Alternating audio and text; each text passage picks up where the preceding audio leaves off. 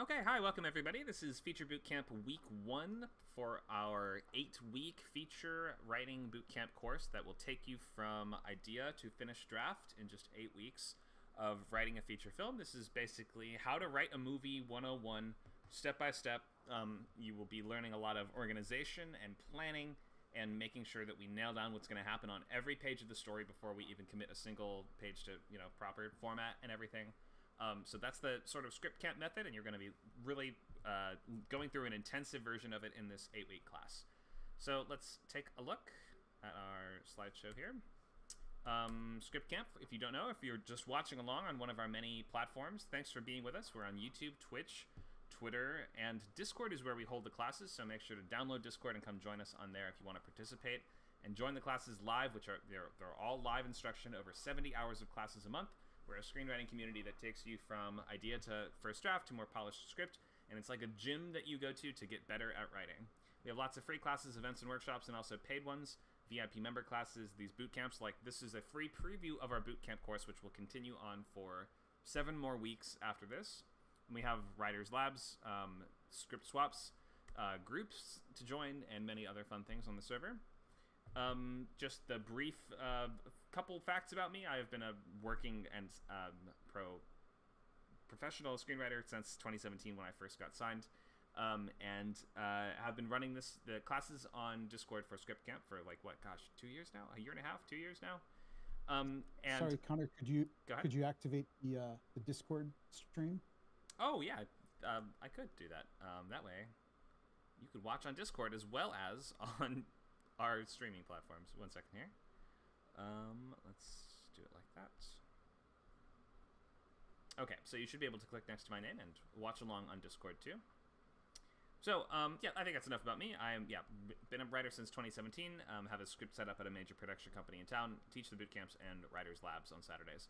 What are the boot camps? This takes you from idea to first draft of a polished script using this step-by-step practical method, 2-hour weekly meetings. We have a couple of these running at any given time, so we have feature, TV, and rewrite, or that sometimes the rewrite slots changes to something else, but often it's rewrite. We've had a couple other different ones in the past, such as pitching, horror thriller, stage play, that are all accessible now in our video library.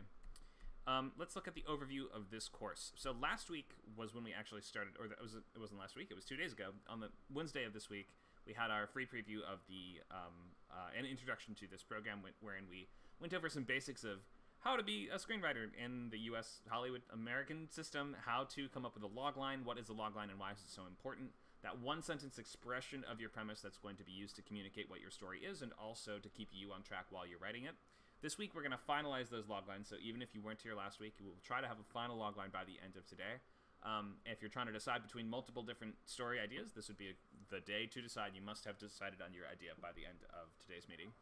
So last week, or a couple days ago perhaps, or maybe as early as last week, you started on a sketchbook, or maybe today is the time to start the sketchbook. This is going to be a document that you're updating as just a big collection of your influences and research materials and pictures and links and articles that will be relevant for you, as well as just ideas for characters and lines of dialogue and scenes and anything that will happen in the movie. You just need to be collecting it all in one place that we call the sketchbook.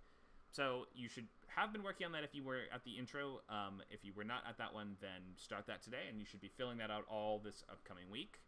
And by the time we get to next week, you'll be ready to start your Story Beats summary. So that's on July 1st. We will be talking about structure really heavily and getting into this idea of coming up with a list of all the major events in the story that are going to be in the correct order, more or less. And you don't have to have every single scene. You don't have to have any dialogue written out, but this is just getting the movie down on paper in a rougher form. Week 3 is going to be on outlining scene cards, which will mean you expand that scene, that story beat outline out into a full paragraph for every single scene, and mark out which page numbers it is supposed to take place on. That is intended to keep you on track and to keep you, moving at a steady pace. And if there are pacing or structural issues later on, it's easier to identify them if you have a solid plan of what each of the pages are supposed to be. Then, once all of that pre-writing is done and you will know what happens on every single page, that is when we begin actually formatting the script. So you will be working for the second half of the class on just writing the script. Week 1 is on beginnings, and so each of the class meetings from then on will be focusing on the section of the script that you are on. There will be a lecture portion on just the important story considerations for that portion of the script structurally, and also we will be taking questions and trying to help you along if you are struggling with that part of your story, or if you have major obstacles or questions that keep coming up. We'll try to resolve those. Sometimes we'll look at pages that people have submitted in class. This is not exactly a comprehensive review your work every week kind of course. This is for you to work along with on your own, and we will answer all your questions as much as we can in the class.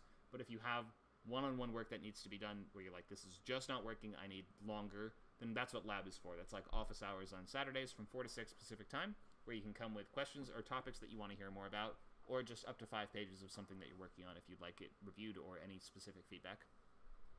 So, second half of class is writing the script. You're writing about 20 pages a week. That's about 4 pages a day if you're just writing on weekdays. So, for the next, for weeks 4, 5, 6, 7, 8, you go through all those. You do 20 pages each time. You'll have a full-length script by August 19th. Any questions before we jump into today's class?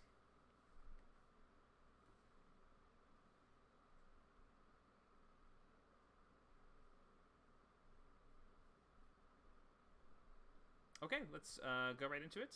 So we are going to be looking at how to enroll first. So if you've not yet enrolled, this is the last class in this course that you will be visiting, because this is just like we said, the free preview. So if you want to come to the later ones, make sure to buy the course on its own, scriptcamp.net/classes, or you can become an unlimited member, which we have several unlimited members in the current session right now. So they are getting access to all of the classes, all the workshops, every event, every boot camp that we do here.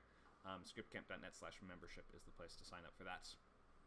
So let's look at the week 1 class. So we'll start with check-in on anyone that was with here during the free intros, just to see if they have made significant progress or are looking to get their updated logline commented upon. We will look at, or we will review these bootcamp ground rules just in case you missed the first earlier introduction and you are wondering what kind of idea should I be picking for an 8-week Write the Movie class. We will be looking at those student loglines a little earlier than we have before. So normally we save all student logline stuff for the second half of class, but we're going to be front-loading a little bit so we can check on the revised ones and get you sort of working on these as the lecture proceeds, so that by the time we get to the second half of class, we can have a final check of everyone's loglines to make sure that everything is basically working. If you absolutely can't get it down by the end of today, it's not the end of the world, but really just like by the end of the weekend, you want to have this done. So we'll look at high concept versus execution dependent. There's also something that's not on a slide here that I want to talk about, but something that have been considering how to fit this into a class. But this idea of what I call blockbuster moments, or like these, movie magic moments that we're trying to, that's the thing that sticks in your head after you see an amazing movie. Like 2 to 5 major scenes, or like major moments from those scenes, are going to be the things that are, if you remember, I liked that or I didn't like that, those are going to be the things that come to your mind. So we're going to talk about writing to those amazing moments and how to sort of plan those and where to put those to begin with, so that you can reverse engineer, or you can just create the story around that, using that as a kind of seed. And how, so you'll be using those like kind of really big set piece, or just amazing, memorable, incredible scenes, whatever your genre, like whatever emotional experience your genre is promising, it will be something that is very, very that. So we'll look at blockbuster moments today too, even though there's not a slide, it'll just be me riffing. We can talk about, so high concept versus execution dependent. For this class, we are focusing on high concept stories for the most part, just because that is the skill of, one of the major skills of becoming a screenwriter is recognizing and understanding the idea of high concept. How to fill out a sketchbook, there's not a lot of rules to that, but we can look at sketchbooks if people want feedback on what they've got there. But it's like a journal for you to collect all your influences and ideas early on. There's no actual like graded rubric for what needs to go in a sketchbook at all. We can talk theme and argument, which are things that might only sort of come to you or resolve to you or clarify for you when an entire draft is done. But early on, if a theme starts to emerge, or it starts to just highlight itself in the material that you're working on, maybe to guide the rest of the story around that theme, can be really useful. Maybe you have a very sensible dramatic argument that you are already attempting to sort of encapsulate or communicate, even early on. So that can just like help some people really determine what needs to happen in the story. We will look at revised student loglines by the end of class to make sure that everyone is good to go as we move forward. Okay, that's class today. Let's let's get started. So, anyone who is not in the intro but would like to introduce themselves, now is a good time to do so. So, have you ever written a script before? Will this be your first one ever? Are there any favorite scripts that you've read recently? Any goals for yourself as a writer? Anyone want to introduce themselves who has not already done so?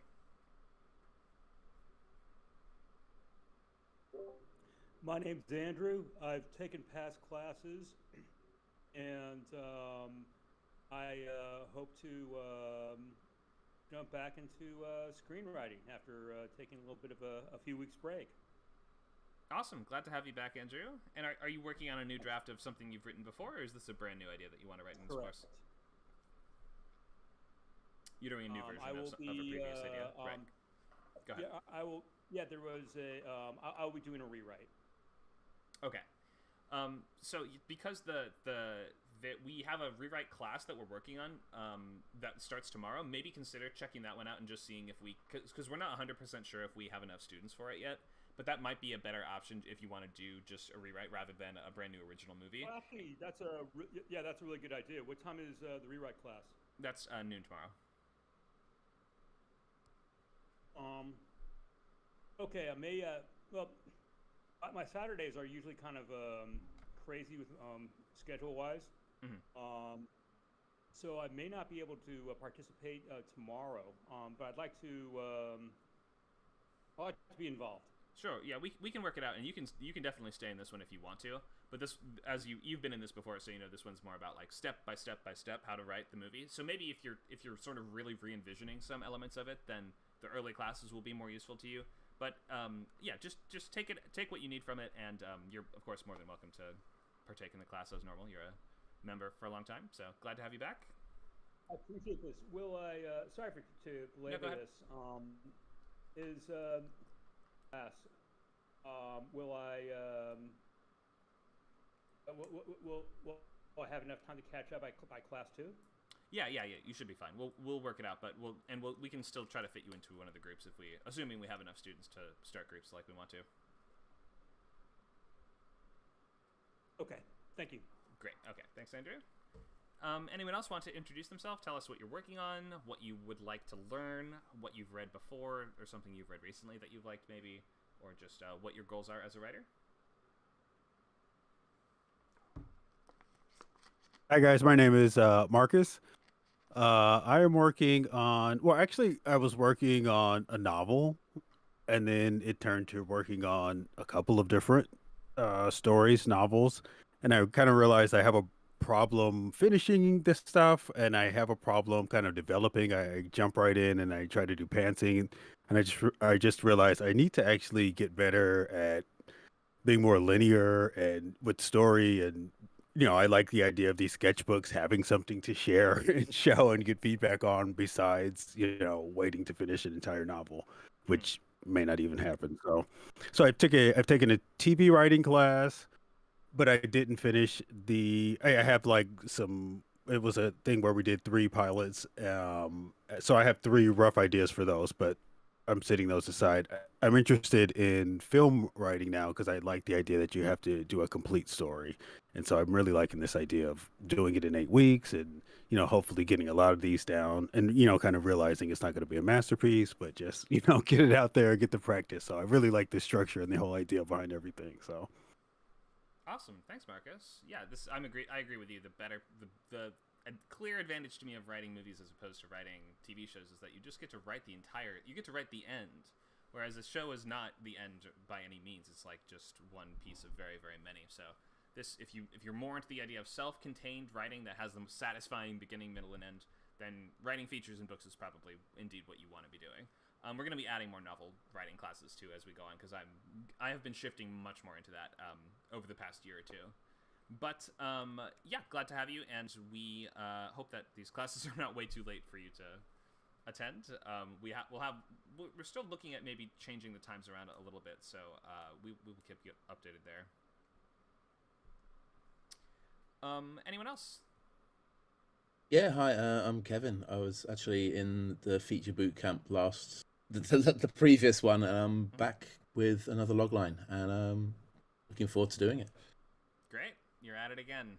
Taking another swing. Yes.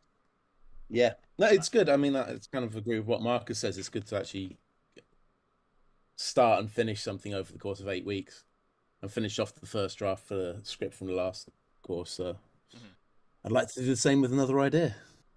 Yeah, it can be nice, especially if you finish something and then instead of going back and editing right away, just write something else right away, and it can be a sort of mental, you Etch-a-Sketch shake. When you shake the Etch-a-Sketch of all of the details of the previous project, so that way when you return to it later on, you'll have even more perspective on it. Yeah, it's also a thing of just like kind of learning skills and then immediately reusing them so they kind of stick in your head. Yeah, exactly. You know, that's why I'm back. Okay. Great way of putting it. Thank you so much, Kevin. Anyone else want to introduce themselves? Hello, my name is Brian. I haven't necessarily written any screenplays in full, except for a minor short one, and that I did in a screenwriting class back in. And I pretty much want to like start over. I guess I want to start over learning how to screenwrite again because I'm sick and tired of myself to read two screenwrite books. I have just not doing it. So I just wanted to start it on actual screenwriting because I have so many screenplays that I've written but not completed. Awesome, thank you for that. So we got most of that. I will say there's just like a little garbling on your mic connection, so you might want to consider rejoining on your phone, or maybe just disconnect and reconnect to the server. That sometimes helps, something like that. But I think I heard most of what you said. You said you wanted to sort of start over learning how to do screenwriting, which is great because this is like our 101 course. So it sounds like you're in just the right spot. You're on the right track. Yeah, I'm sorry you can't hear me, but basically I was saying, like, I have not been reading these two screenplay books that I have in order to rewrite my screenplays, but I want to start over, re-educate myself about screenwriting so I can get started on it fully. See. Okay, great. Yeah, well, this is the place to be. Thanks for being here. Okay, let's jump into our lecture section very briefly at the start, but then we will go to revised loglines after we do our little check-in. Oh, sorry, I guess that's not lecture section at all. What we were, before we go ahead, I just wanted to draw your attention to, in our Discord chat channel, there is a form there for if you're interested in the rewrite class, which starts tomorrow. You should fill that out so that we know, we get a head count, so we're aware of if we can run that class or not. So please click on that if you are interested, and you can also give us feedback on that link that follows. Thank you, Nacho. Okay, so let's not go into lecture just yet. Let's start with just the overview, as I meant to say, and then we will let's go from there. So this is going to be the 8 weeks first draft script sort of course. Is this going to be good? No. Is that the point? Not really. Your goal is basically to do 3 things: to be reading a lot of scripts, to be writing a lot of scripts, and to be finishing them and moving on to the next ones. Revising is like sort of and it's like a step that really helps, but when a lot of people get started, you will learn more from just writing thing after thing than you would from revising any one of them obsessively, because chances are you'll just hit a point of diminishing returns on the revision, and you would have been better off just moving on to something else and just letting go of the last thing.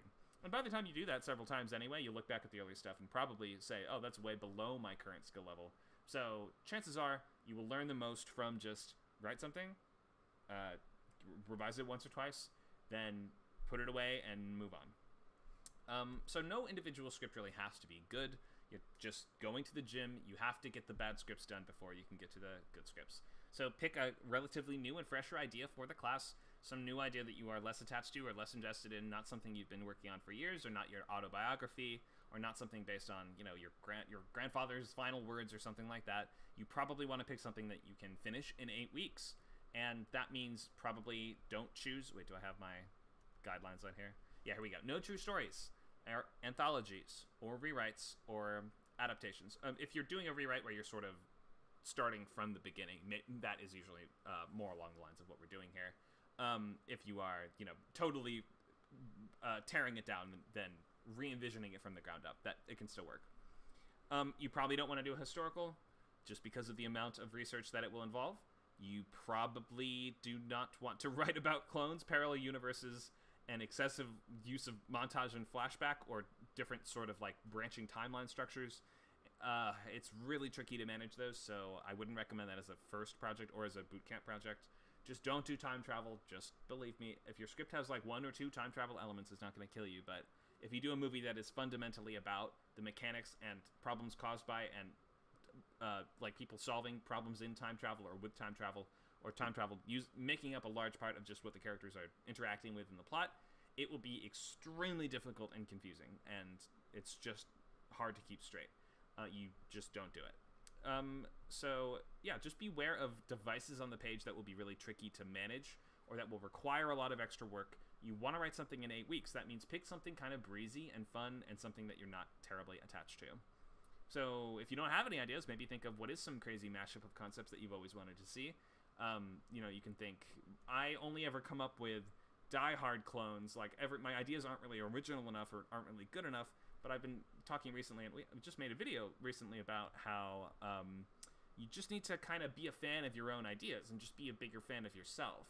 Because if you're thinking, oh, my ideas are all just sort of Die Hard clones, I can't actually think of an original idea for an action movie.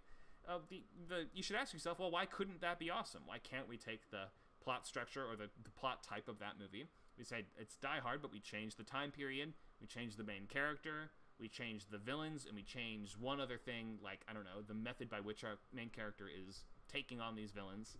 And suddenly you have a whole new movie that nobody's going to look at and be like, wow, what a Die Hard ripoff, this movie about, a gang of Polish 12-year-olds fighting Nazis on the Hindenburg. You started with one good guy versus a bunch of bad guys trapped in one location with them, and just by swapping out one element at a time, you will get to something relatively new. So if you think my ideas aren't good enough, maybe the problem isn't that they aren't good enough, it's just that you keep shooting them down and not having faith that your ideas could be awesome if executed properly. Because almost any idea, if it was executed properly, could theoretically be awesome. There's a bunch of famous examples of this sort of stuff, and just like things that showcase the idea that a bad idea written really well will end up being awesome, and even a good idea written really poorly will not be worth anyone's time at all. So the idea is less important here than you just planning, executing, and finishing something, then moving on. But that said, get used to the idea of sharing your work with me and with other students. Even at the early stages, you need to get used to hearing feedback and hearing that doesn't work in various incarnations. And as of this class today, if you were in last class, you should change your username to a real name if you have not done so already. If this is your first class and you're still just trying it out, you can leave a username up for now. But just as we move forward in the course, remember, you cannot use a screen name in the industry. You can use like a pseudonym, but it's not going to be a screen name. And so just get used to using probably your real name. Okay, so Loglines.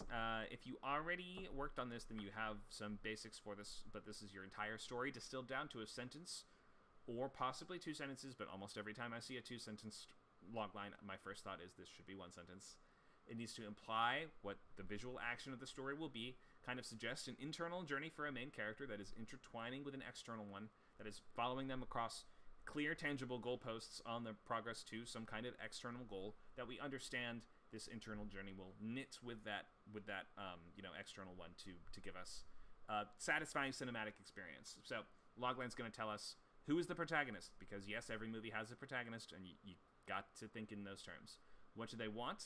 What is standing in their way? What happens if they fail? That's going to tell us the stakes. And the ticking clock is going to be the device by which the stakes move closer. So whether that's the police are closing in and getting closer to catching your main characters, or they have only 3 days to get a band together to win a contest, or they, whatever it is that is forcing them to act with a sense of urgency, which is so important in feature loglines. So this is my template for loglines that I use. If you have posted, or if you were posting on one, what am I saying? If you posted loglines or were working with one last week and you have an updated version, you can post it now. If you have not yet, I'm going to go over this really quick so that you can start forming this as we're going over everyone else's, perhaps.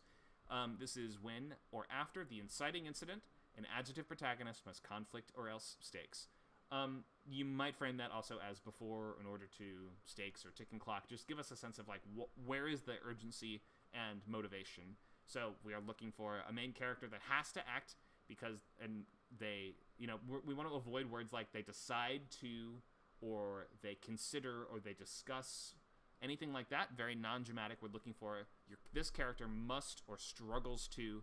We're looking for words like that suggest, okay, when this circumstance occurs, the inciting incident being that one thing that sets your story in motion, your main character now that has happened, must change their life in some way by acting appropriately and accordingly and moving towards this tangible goal with this complication, or this is making it difficult or especially interesting. That's the basics of this. One sentence.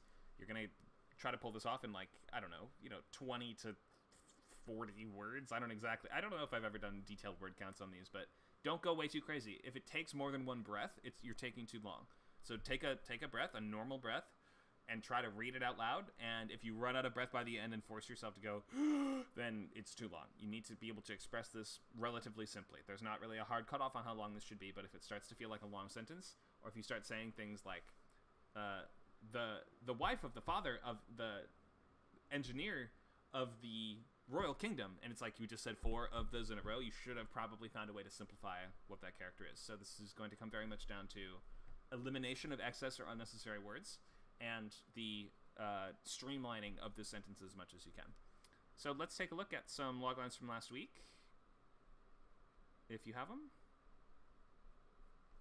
Anybody have an updated, revised logline?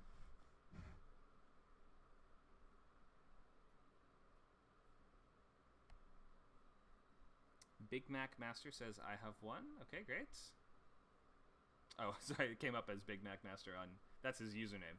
His real name is Joe M, but on our stream chat, it comes up with your Discord name. I changed my name to Joseph M per request.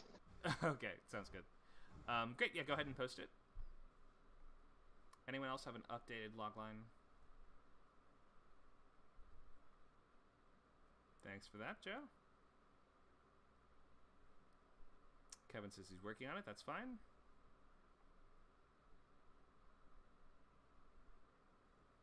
And then after we go over these updated ones, it seems like there's quite a few students who maybe don't have one to post or share yet, which is okay, but that means you'll have to come up with one today for feedback. So we'll look at some examples of good ones, and we will break down what's working about them and what to focus on and include, just to make sure that you are coming out with a great one today. So if you don't have one to share right now, you should have Google Docs open or a notepad open or something like that and be working on one as we go over this other stuff.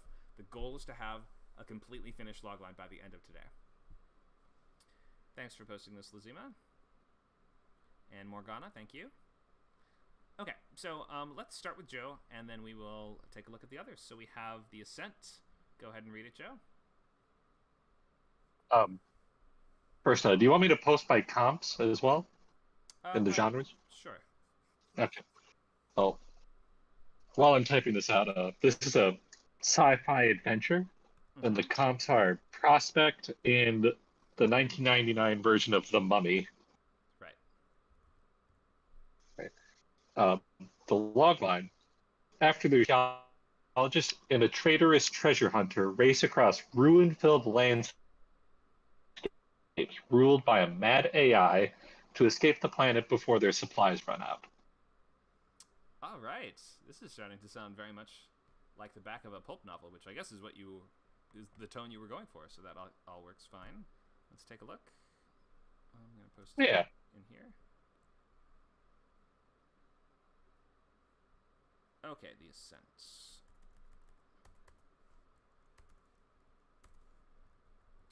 Okay, after their ship crashes on an alien planet, a jaded archaeologist and a traitorous treasure hunter race across ruin-filled landscapes ruled by a mad AI to escape the planet before their supplies run out. Wait, I thought they were enemies. Have you changed the concept?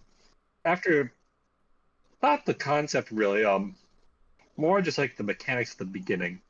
Just like working out like space travel mechanics, and I decided that it would actually make more sense if the villain was originally part of the crew, but was hired beforehand to basically sabotage the ship.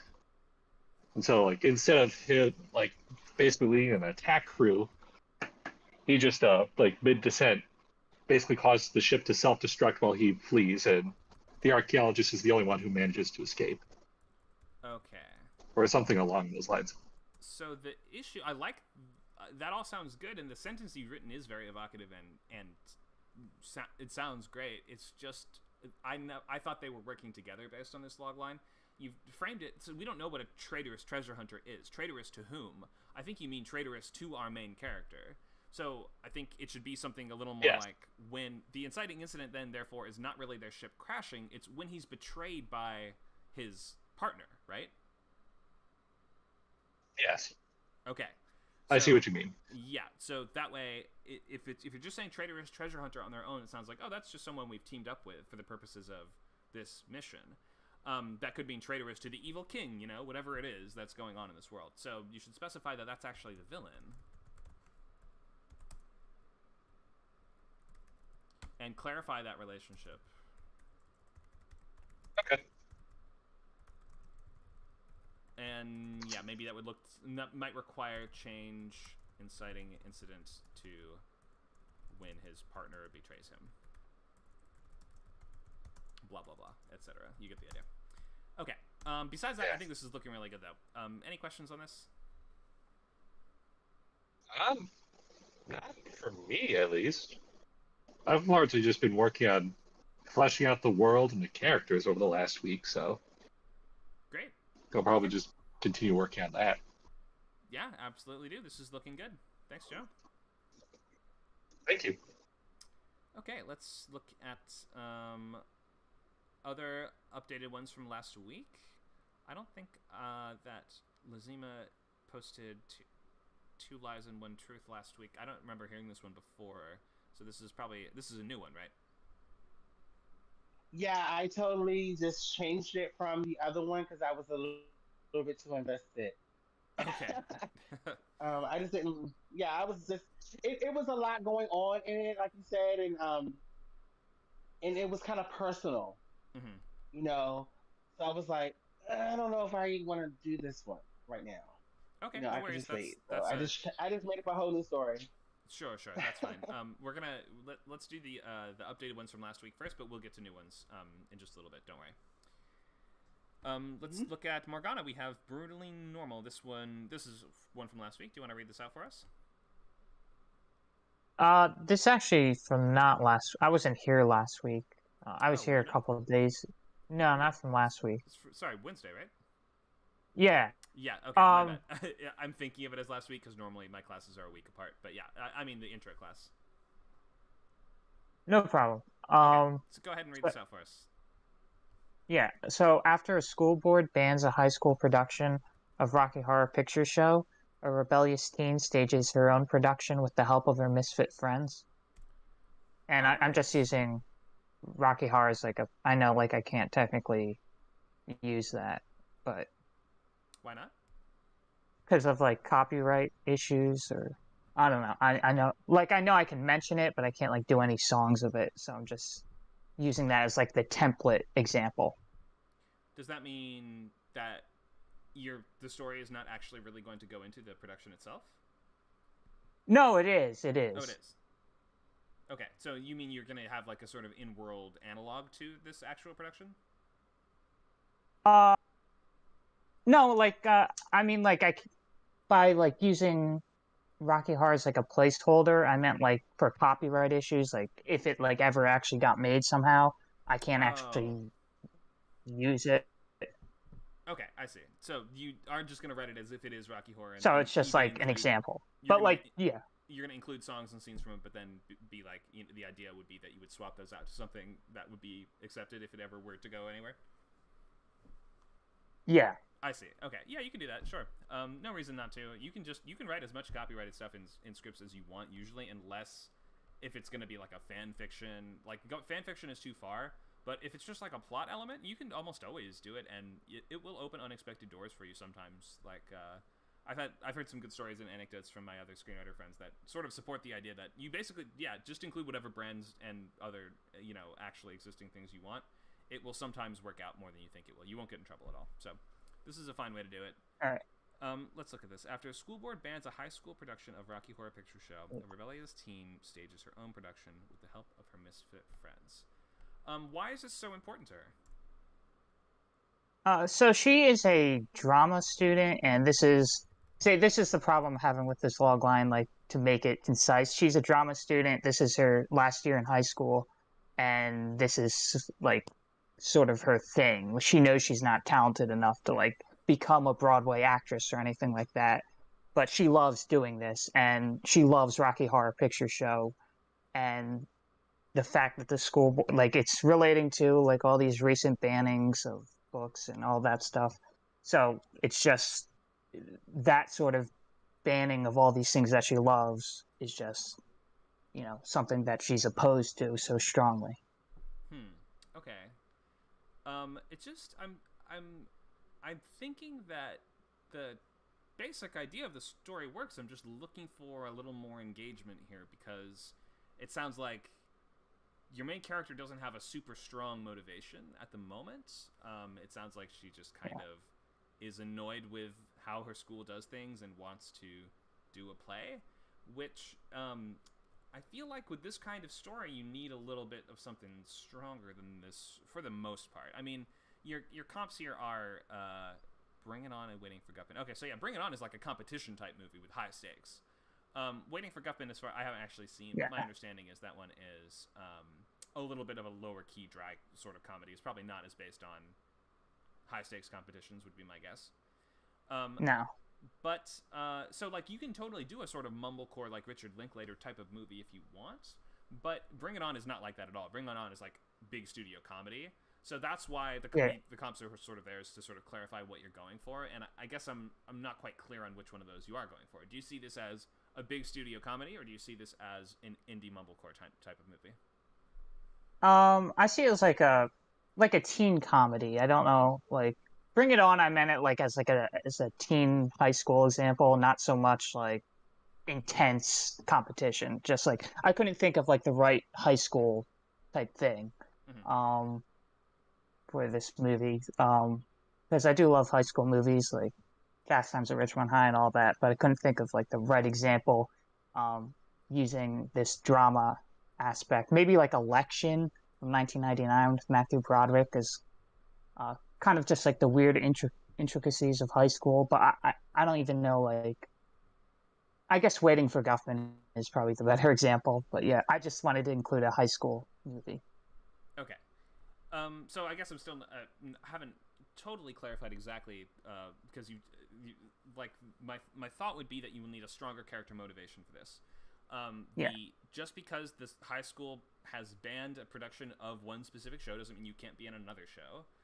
If your character has some sort of special attachment to Rocky Horror Picture Show, or like, I don't know, everything is riding on this for some kind of reason, I could maybe get into this a little bit more. But right now we're sort of just left with, I'm going to start a sandwich shop, and it's going to be the story of a girl who starts a sandwich shop. Is she passionate about sandwiches? Kind of. It's just, we want, like, a movie's supposed to typically be, unless you're doing this very sort of mumblecore, very indie slice of life dramedy kind of thing, a movie should be the highest possible stakes for the genre. And I don't even feel like this is the highest possible stakes for the teen comedy genre. See what I mean? Yeah. So I guess you've got good essentials here. We're just looking for, like, we want to find some reason that the audience leans in and says, oh, I've got to check that out. Yeah, so like the idea I'm thinking is that she is attached to Rocky Horror, because like she's the leader of the drama club. She goes to these like Rocky Horror, things, dresses up. This is her passion. And like this is something she's always wanted to do. So that's why it's Rocky Horror Picture Show, because I know like that's the thing that people do. They go to these midnight attractions and they sing along, and that's what she does, and that's why like I guess like I had the worry that you couldn't use like an existing show, but I mean, let me ask: have you seen Rocky Horror before? Yes. Okay, so you know all the how like. I'm glad that you have, because I would say if you never have, this was going to be one of those research movies where you're going to have to like really look into the subculture and how it works. But if you have background in it, or you have experience with it, and you're probably fine. But yeah, I think we're still just looking for the main character feels that she must do this. Look for relationships is my tip for you. Is some guy that she really likes, is he going to like leave the, I don't know. Is he in the drama company? Like, is there somebody that she's an enemy with that's in the company? Is she like arch rivals with the school board, or with somebody on the school board? So this is like a personal battle between her and them. Is a person her mom? You see what I mean? We're looking for like emotional engagement from central relationships, probably. So try to fish around in that pool, if that makes sense. Consider adding a central relationship to galvanize the story, and that might be an antagonist. That might be a love/best friend. So it's not just I have to put on Rocky Horror. Like, look at something like Booksmart, right? It's not just I have to go through this series of challenges over the course of one night. I need to do it with my best friend that I'm growing apart from. Superbad is the same thing, where it's about that relationship between those main characters more so than it is. Superbad is about some kids try to bring beer to a party. There's not much to the complexity of the story until you get to the fact that it is very much an exploration of this little web of relationships. So I think you need to galvanize this with some kind of central relationship to make us go, oh, that sounds hilarious. I gotta check that out. Because right now it doesn't sound hilarious to me. It just sounds like we're sort of filling in the blanks for teen movie structure. This sort of feels like a description of the genre, which is not a bad thing. That means it is working. Like, everything is... I can see the movie. I'm just wondering, would I want to see the movie? Make sense? Yeah. Okay, so good work there, but just put it. What did you say? Waiting for Guffman. Oh, I'm thinking is put it up to 11. That's from Spinal Tap, not Waiting for Guffman. Anyway, turn it up to 11. Whatever.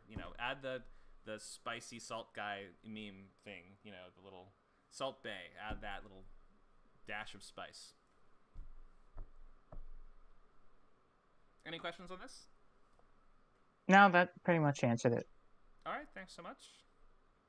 Let's look at another updated one. We have the Yellow River from Carmen.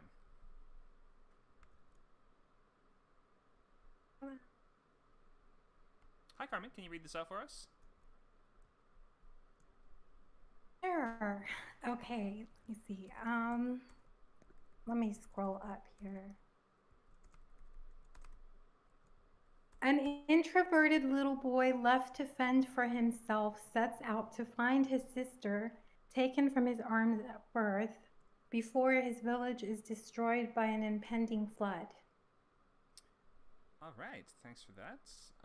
Let me read this again. An introverted little boy left to fend for himself. Probably you're going to want to swap that around, so we're saying left to fend for himself, an introverted little boy would be my instinct on this. Left to fend for himself, that's the inciting incident then, right? The inciting incident, it already falls on page 10. The mother dies during childbirth. So being left to fend for himself is the inciting incident, right? Because that's what that means. Well, the father leaves later.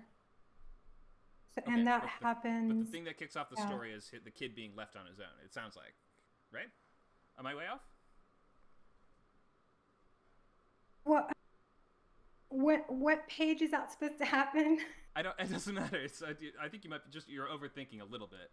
If this is about a boy going off on his own on a kind of quest or adventure, then it sounds like what you're saying is that his mom dies, his dad leaves, that's what allows him to do that, right? That's what pushes the story into motion? Yes. Okay. Yes. Okay, so it would be around page 25-ish. Well, that's the break into two, but don't worry too much right now. I'm just rearranging one part of the sentence here. Okay, so left to fend for himself, an introverted little boy sets out to find his sister, taken from his arms at birth. At whose birth? At the girl's birth? Yes. Okay, so the mother goes into labor. The midwife comes. She dies, so the midwife puts the baby in his arms rather than the mother. And then not too soon thereafter, well, actually, like almost immediately after that happens, the midwife returns and takes the baby. And this happens during the one baby only law of China. So I know it's been really hard. I've written most of the scene cards, and I went back through today, and I noticed that I do have structural issues. So I'm really trying to be careful because I want the first draft to be easy to revise when I go into the revision, the second draft. Sure, yeah. I don't want it to be. I'm totally with you. Sounds like a good way of approaching it. So if we just look at the logline for right now, the first thing I would say is taken from his arms at birth is a little bit of a confusing way to put this and makes it sound like the kid was the one who gave birth to the girl, which is not what happened at all. I think the more important thing is that she was kidnapped. He sets out to find his kidnapped sister, right? Okay. Okay, before his village is destroyed. I'm taking notes because I'm all the time, I'm, with Nacho trying to figure this out, and in these classes, I don't want to come up against some major structural problems later on. Okay, well, we're just looking at the logline right now. Okay, so it is going to depend on that though, right? If the logline is not as good as possible, then that's when the structural problems tend to come up. Is that it can be. I mean, the logline is here to help you throughout the rest of the story. You might find that you need to adjust it slightly as you go on, or you may find that you need to adjust the story to fit the logline. But you can do both of those things. It's not like you're not shackled by it. So left to fend for himself, an introverted little boy sets out to find his kidnapped sister before his village is destroyed by an impending flood. So my question is the sister somewhere in the village, or it's somewhere in the area that would also be destroyed by the flood, or are you saying something else? Okay, this isn't supposed to be known yet, but his teacher actually ends up adopting her, but he's not going to know that till the end. Well, so let's go back. Nobody's supposed to know that till the end. The question is, so he's looking for the girl, right? It says before his village is destroyed by an impending flood. Is like part of the danger of the story that he's searching for her in an area that will also be destroyed by this flood, like she's near his village, perhaps? Yes, and the importance of it is that obviously if there's going to be the next major flood for the area, because it's prone to flooding from the Yellow River, he's thinking, well, if we're going to evacuate, if we're going to be displaced, if we're going to end up dead, then I'll never find her. So he has this urgency to get to her before. Okay, so the beginning, I wrote the first scene today. There's an old man who he becomes friends with, and he's lived through one of these floods before. And in the very beginning, he's a young man, and his little sister drops a doll and drowns. He loses his whole family. So he finds this doll when fishing in the Yellow River, and the doll is like really messed up, right? So he fixes the doll for his baby sister who hasn't been born yet. So he's invested in this baby,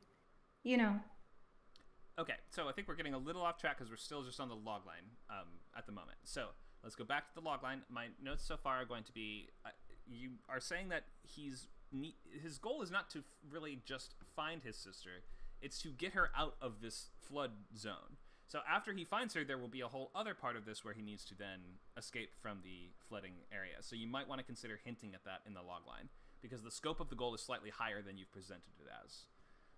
The second thing is that introverted might not be the best trait or adjective here, as I'm struggling to see how a journey to find a kidnapped girl will be something, like in the wake of an oncoming flood, will be something that particularly challenges his social skills.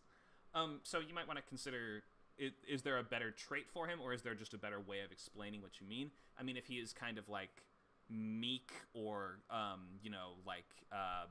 his parents always expected more of him, or if there's something else to him besides, like, introverted just tells me they don't like spending that much. They prefer to recharge on their own. Like, you prefer doing things, more solitary, quiet tasks by yourself rather than being social. But the journey that he's going on doesn't sound like one that is going to be a primarily social one. It sounds instead like it's going to be a sort of more desperate physical one, a little more along the lines of this is like a sort of survival thriller. Does that sound right? Or does it sound like he's actually going to be in primarily social challenges? He sets out to find the baby sister by going around and asking questions, but I don't like that adjective either. I've been going through all the adjectives that exist, and there's only so many. And I am I see this little boy faultless. I mean, I know we have to have the defect and all of that. I'm having trouble seeing what he's in grief.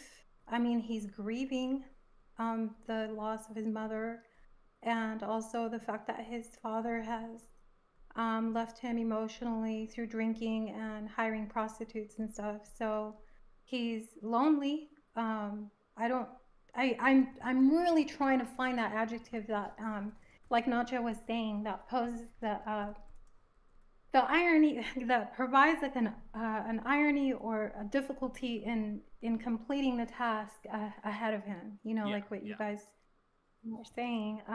There's only so many acts. It's true. You're right. There is only so many words to pick from. It may be that you just need to spend a little more time stewing on it, or it may just be that you need to consider what other traits he could have. So, like for instance, I wrote a kid adventure kind of movie like this. It was called Peter and the Wolves, the script that got me signed back in 2017. This is about a sensitive. It's like similar to this. It's like a sensitive boy, right, who needs to. He doesn't normally do this kind of thing, but he's gonna go sort of like leave his comfort zone and go on this quest and try to, it's like a coming of age story like this. But the reason I picked he's a sensitive boy is because he needs to go and kill someone. Because his journey and his goal is, I need to go and avenge, or like, my friend was kidnapped and killed. I'm going to go avenge my dead friend by killing someone. So I picked sensitive to tell you, that's what this journey will be testing. Is he actually capable of hurting or killing other people? Like, that's going to be at the core of the sort of transformation here. That's why I chose sensitive. So think of what trait will this journey be uniquely testing? I mean, is your boy, is he like too trusting of people? Like, is he someone who like, I'm having trouble thinking of more examples now, but think of a positive trait that this journey will then put through the absolute ringer.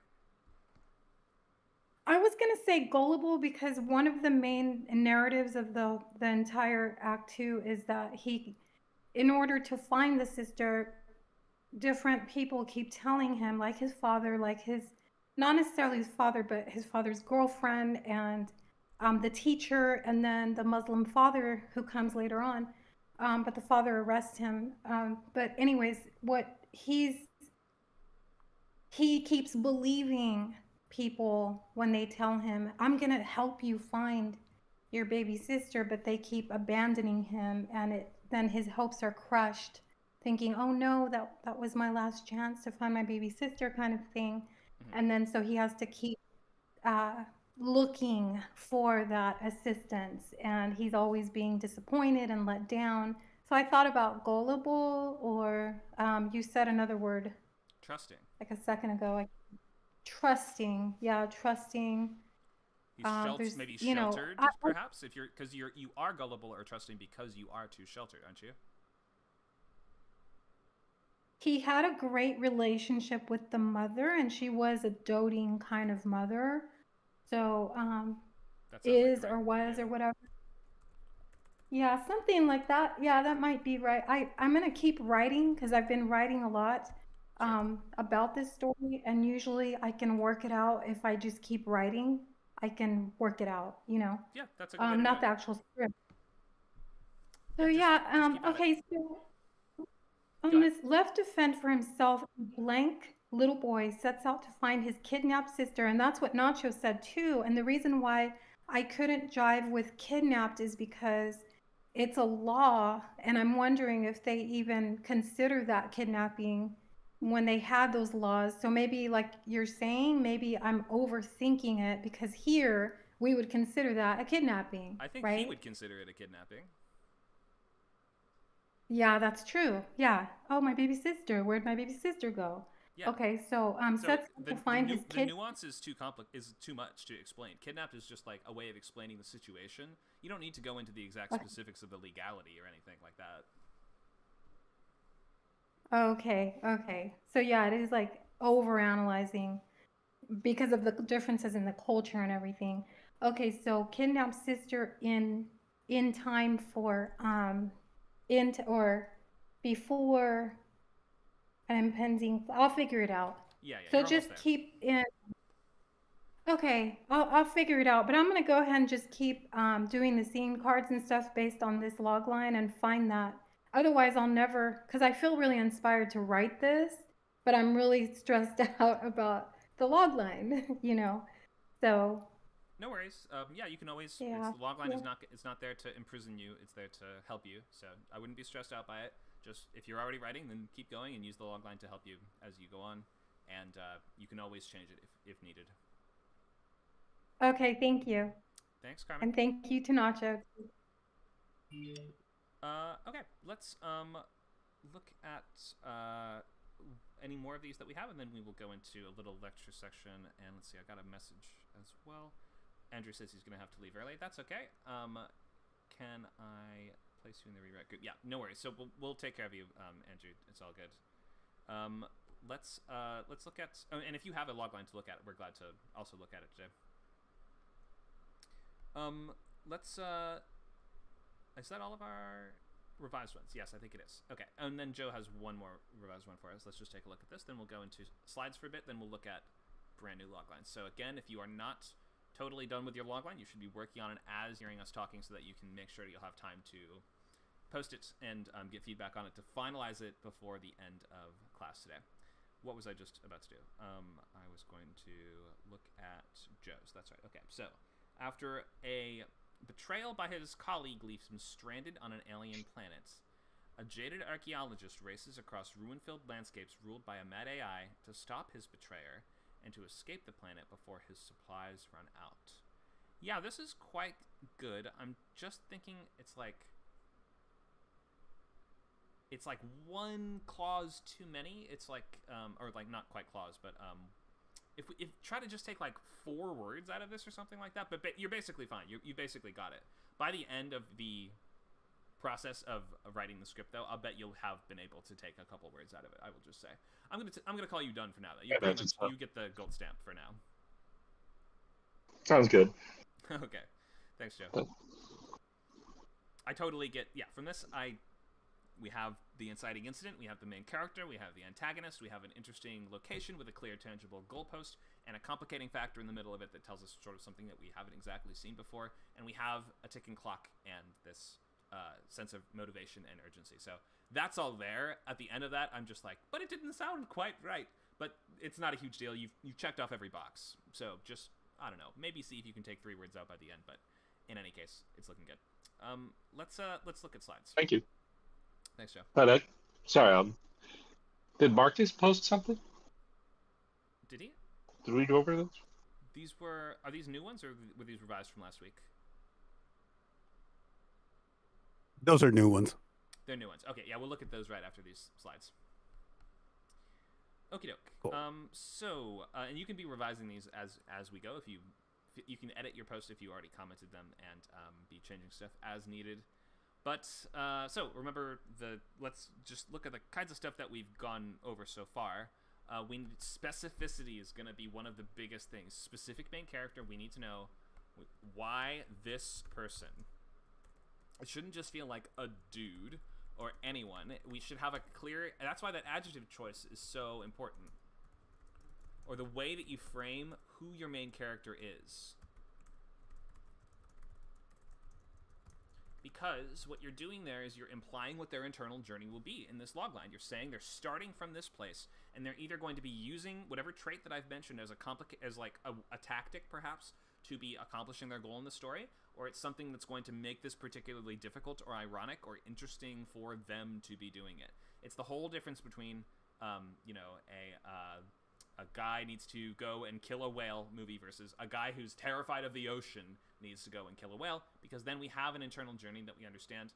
Him killing this whale will be him conquering his fear of the ocean. So we want to just suggest this theme that will be intertwining with our story.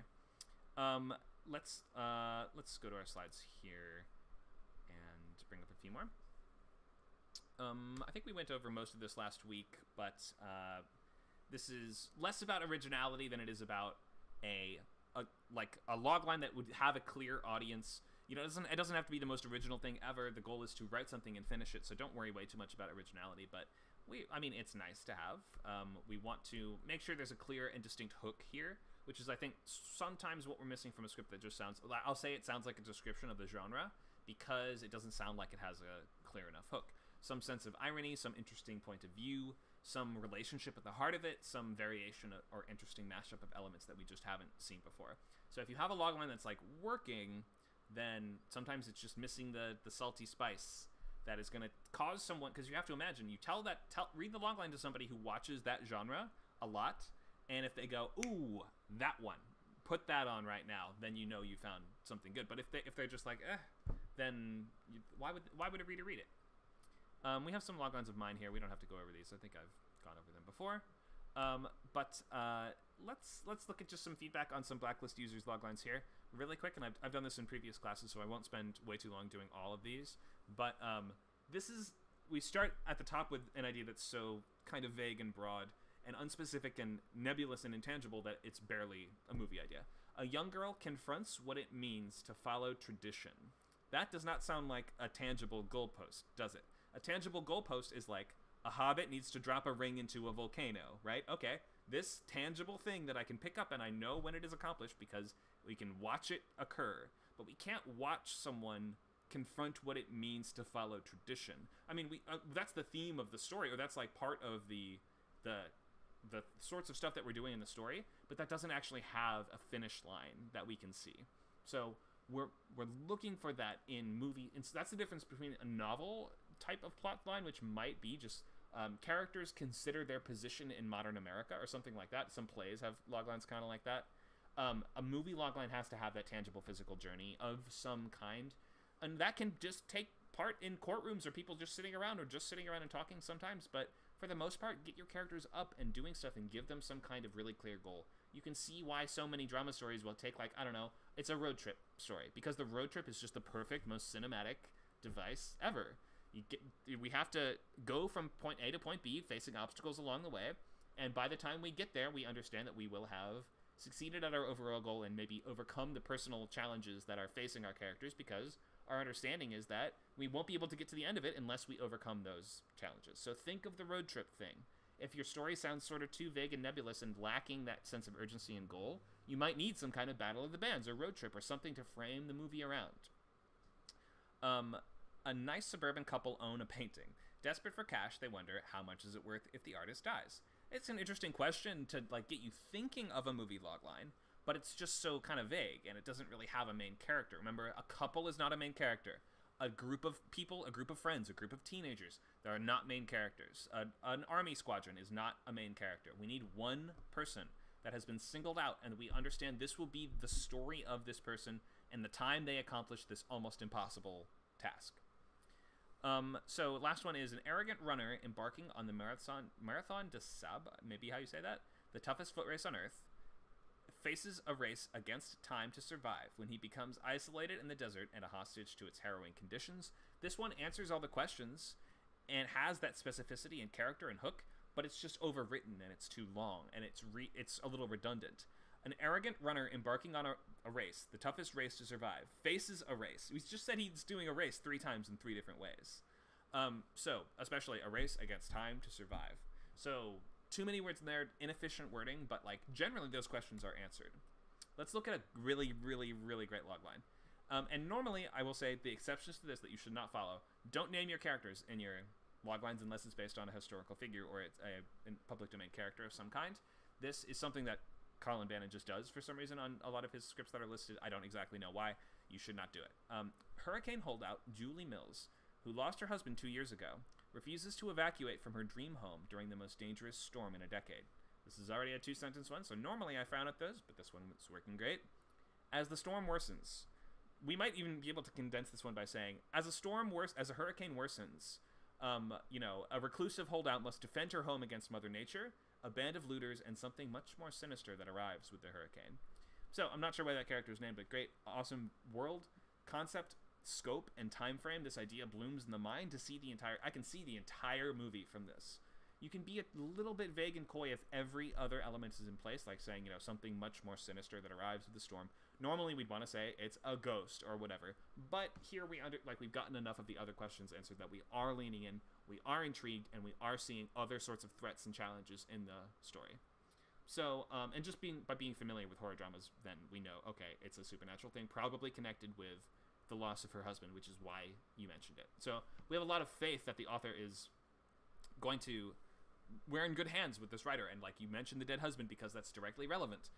There are no digressions here. This is sort of answering all of our questions for us in one very streamlined and contained package. Okay, so we're going to look at new loglines. Does anyone have any questions about how to write loglines or what makes a logline good before we do that?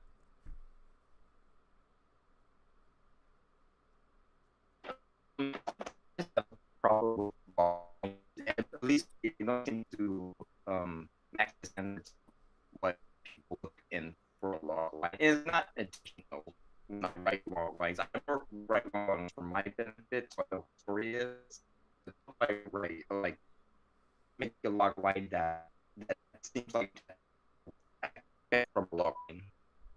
I'm sorry, yeah, it's too garbled for me to understand your question. If you can type it in the chat, then I'd be glad to answer, or maybe if you can rejoin on a different mic or a different device or something like that. Sorry about that.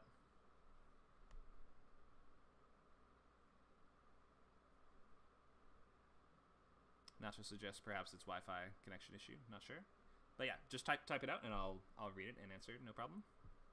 Anyone else have any questions in the meantime while he's typing?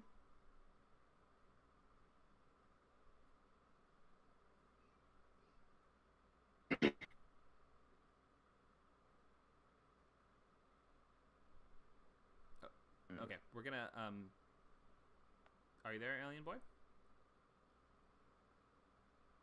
Maybe not. Okay, so we're gonna have to just keep going for now because I'm having trouble hearing through your mic. But feel free to either chime in later once you've got it resolved, or write in the chat, and we are happy to help. Okay, let's look at some more. Oh, hearing some sounds there.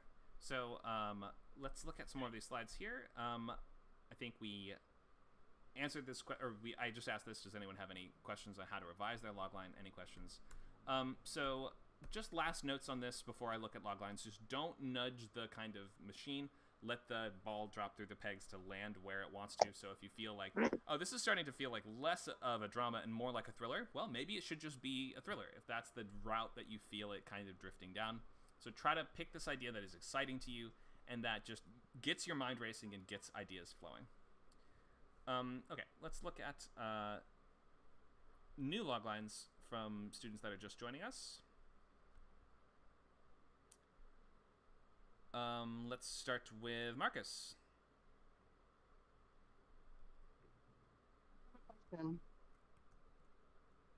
We lost him. Okay. Hello. Nope. I have a question. Oh, sorry. Yeah, sure. Let's take a question first, then we'll go to Marcus's logline. Go ahead. Can we do me, because you just told me that we're not doing new log lines. Then you just went right after me, did Morgana, that had a new log line, and now you just changed the wording around saying we're doing new log lines from people we just got. Can you just do me? Unless you just want me to go last? Is that what it is? Nope. And this tone is a little bit. I think maybe just take one step back. It's just an honest mistake. I'm gonna get to everybody, so there's no need to ask in that way. I'm going to. I cannot wait because I can feel it. I don't mind waiting. So. Okay. So we're going to be disconnecting Lazima for the remainder of the session, and we'll go into Marcus's logline here. Go ahead, Marcus, with yours. Okay, I was needing. I have two ideas that I'm thinking of. So one is kind of a regular thriller, or I guess a LGBT thriller, but I don't think LGBT is a genre. But it's a thriller, and it's called the working title is Three Way, and kind of the working log line I've got is like it's about a gay couple opens their relationship to a charming yet obsessive young man who refuses to end the affair. Or I had another one, a philandering spouse. This is a same log line. I mean, same story, a different log line. A philandering spouse convinces his partner to open their relationship, but when he breaks the rules with the student renting their room, or an obsessive student, the student becomes obsessed and tries to kill them. But I thought that was very, like, I don't know, on the nose. All right. The comps would be Fatal Attraction. Oh, sorry.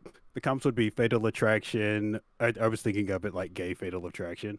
Okay. Or the assassination of Gianni Versace because I see that the killer, the young guy, kind of being similar to the one who they rent the room to. Also single white female in the sense of like eventually the obsessed person is living with them, so you're like stuck it. You're like the whole living. You're living with this potential killer. Right. Okay. And then I had another idea. Oh, sorry. Go ahead. So yeah, we'll try to help you decide. You have 3 different ones. There's a sci-fi one as well in the chat. Go ahead. I won't be able to give detailed feedback on all of them.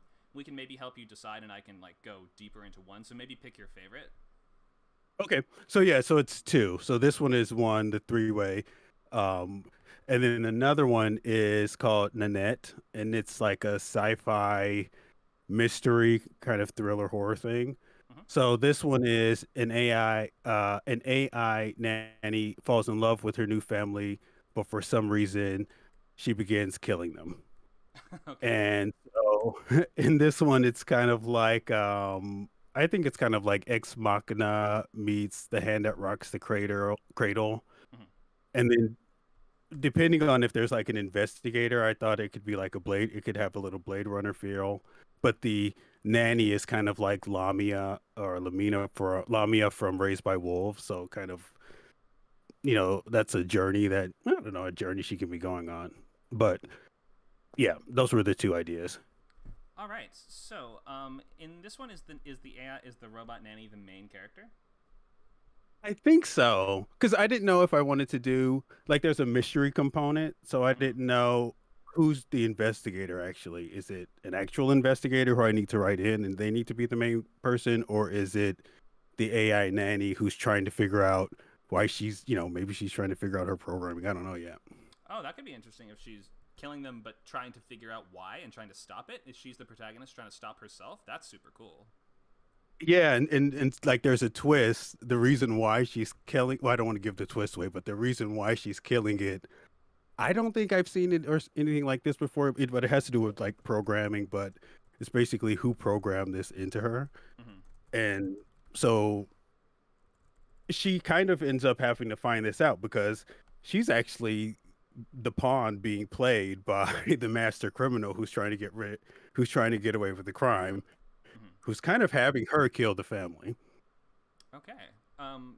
So yeah, I guess you have quite a few ideas going on and just swirling around from that one. I like the basics of it. Of AI nanny starts to fall in love with family but starts murdering them, and I'm really intrigued by the idea that maybe she's the one who's the hero and is trying to stop it herself. That's super cool.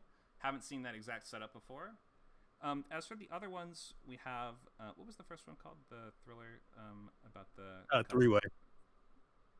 Is this just one log? Okay, no, I posted the same one twice by accident. Okay, so a gay couple opens their relationship to a charming yet obsessive young man who refuses to end their affair, or a philandering spouse convinces his partner to open their relationship. So you should, frame it in terms of the main character.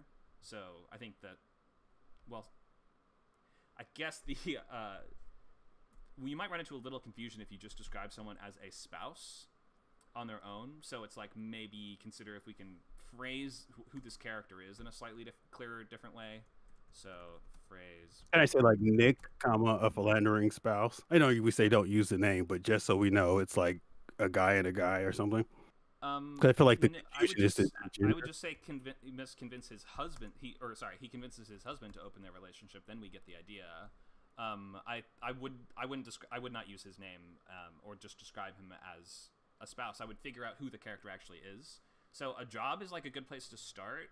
It's not where you always need to end, but like if you say a philandering, engineer is very different from a philandering fast food worker, isn't it? Because it implies a certain level of socioeconomic status, their skill set, and what they do all day, and that's all kind of encompassed in the job. So I would say just look for something that is going to tell us a little more about who your main character is, like rich, poor, what are they capable of? So phrase main character in a more specific way. Calling someone a spouse doesn't tell us anything about those questions. Okay. So philandering is also a little bit of a... We would often just say cheating or something like that. Philandering sounds very kind of Downton Abbey to me, but I think people will know what you mean at least. He convinces his husband to open their relationship, but the but when he breaks the rules with the student renting their room, when he breaks the rules, meaning when they hook up with the student renting the room, right? Yeah, so basically, like the inciting incident will be them deciding they're going to do it. Maybe they're like together for 10 years and they're going to do it. And then they come up with some rules. And then I would have like the break into two would be kind of them enjoying the transgression, it working based on the rules. But then, like at the midpoint, he ends up, um, the philanderer ends up, sleeping with the guy on his own. Basically, he breaks the rules, and then the guy gets obsessed, and it kind of gets creepy and goes downhill. Yeah. So I think you should just define this a little bit more, like when he, strikes sparks with the student renting the room, something like that implies what do we actually mean by breaks the rules? You mean he starts a relationship, Okay. or sort of flirts with the idea of a relationship with this guy, I'm assuming. So something like that, that's going to just tell us what that means in the context of the story. He becomes obsessed and tries to kill them. Okay. Yeah, we have a lot of movies. This is an erotic thriller. We have seen stories like this before. So, I mean, this does sound essentially like a description of the genre, which means that everything's basically working, but we are just looking for like 1% of extra spice, perhaps, with this one. The fact that it does center on an LGBT couple and like that community, you're right, that does add a little bit, and that's like you're leaning into you're adding a bit of the spicy salt or whatever we say.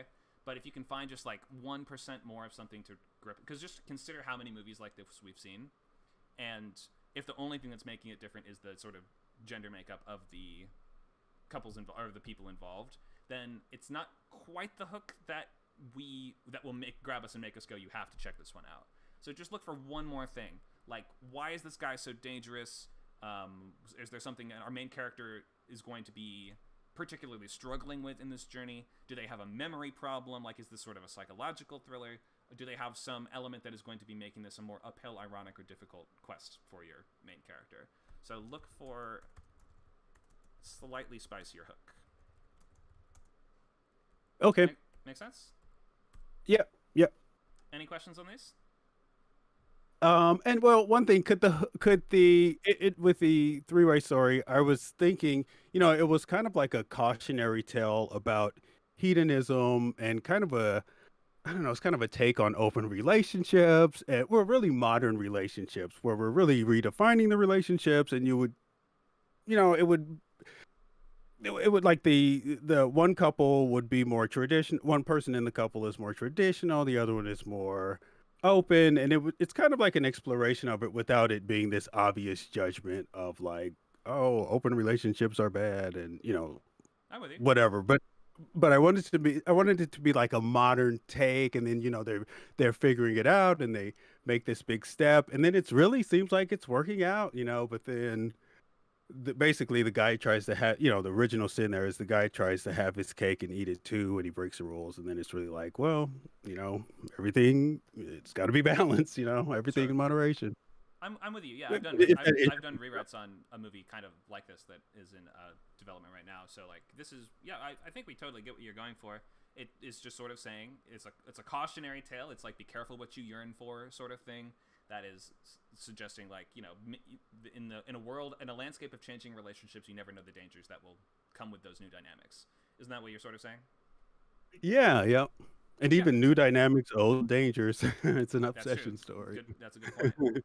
Okay, so you've got two really solid ideas here. If you were to ask me which one, I'm going to vote for Nanette. All I can do is really tell you which one I like better, I guess, to encourage you to go that way, just because I feel like I've seen movies like Three Way a little bit more. I've seen some movies like Nanette as well, but I just like the specific hooks that you were including. I was leaning into that one and saying, I'd like to know more. So that's the direction I'm going to push you down if you ask my opinion. But it's totally up to you which one you want to settle on.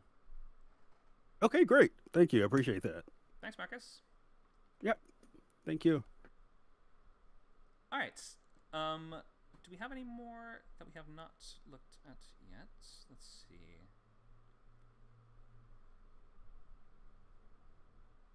I think that is all for today. Okay, great. So, unless anyone else has one, in which case, feel free to let me know. Sorry. Can you hear me? Yeah, I hear you. Okay, now go ahead. Okay. I apologize for that. I don't know if it was my phone or my voice, but basically all I was trying to say is that I mostly like all the time. I write log lines for me, so I understand what the story is about. But and believe I asked this question before. But how do I write log lines that that um people expect when they read a log line? How do I do that if I'm like pitching it to someone? How do you pitch a logline to someone? Was that the question, or how do you communicate a logline, or how Yeah. do you? Yeah, how do you write a log line that is pretty much everything that people looks in when they read a log line? Like if I'm like saying it to a professional person who wants to know the log line of the story, how do I do it? How do I write it? How do you write it? Okay, well, let's look at some things that we're looking for on loglines. We're looking for an element of the familiar mixed with something fresh and unique would be the first thing. So that's going to be a story that we're looking for a movie that we can, quote, see. If we can see it, that means that we can kind of imagine it enough that we believe that there is a story there and that it has a strong sort of fundamental foundation. So that is going to need to come with something that is different. So we've seen a million cop stories before. What is going to make yours actually feel like we have to check this one out? Like we're going to be excited by this one, and even fans of the genre who have seen many other cop movies are going to, line up to watch this one. That's the hook. That's the element of the fresh mixed with something familiar. So the logline should make it clear that the story has an audience and that anyone would want to watch this. If it sounds like just something that you and only you would like, then the person who's reading your logline is going to be like, thanks, but no thanks, because it sounds like you're just writing this for yourself. You're not fitting this into an existing genre. You're not writing something that it feels like I could see in a theater. We're looking for stories that can only happen once in one specific way, and it doesn't sound like a series of repeatable situations. So we don't want to suggest that this is going to be like a TV show where every episode they're dealing with some new problem. We want to make it feel like this is going to be one cohesive journey following our main character's arc from beginning all the way to end. We want to make sure that we have a character that is uniquely suited to that story as well. So we want to know why did you pick this person. It's not just some random hero. It's not just a guy. It's the alcoholic detective or whatever. It tells us that is going to be something that is hindering and hampering your main character through the story, and perhaps this journey will be also the story of him overcoming that trait. So we are looking for stories that will be about one person who is uniquely suited for that series of challenges that they're going through. And last, we're looking for a character that feels like they're going to be changing in interesting ways, and that internal journey will be interwoven with that external one. So you want to just make sure you are explaining the external journey, and all the while hinting at a really compelling internal journey that we can envisage as being tying together and knitting together into a complete cinematic package. Does that answer that question? Yeah, I think I get the gist of it. Thank you. Sure, no problem. Any other questions before we move on?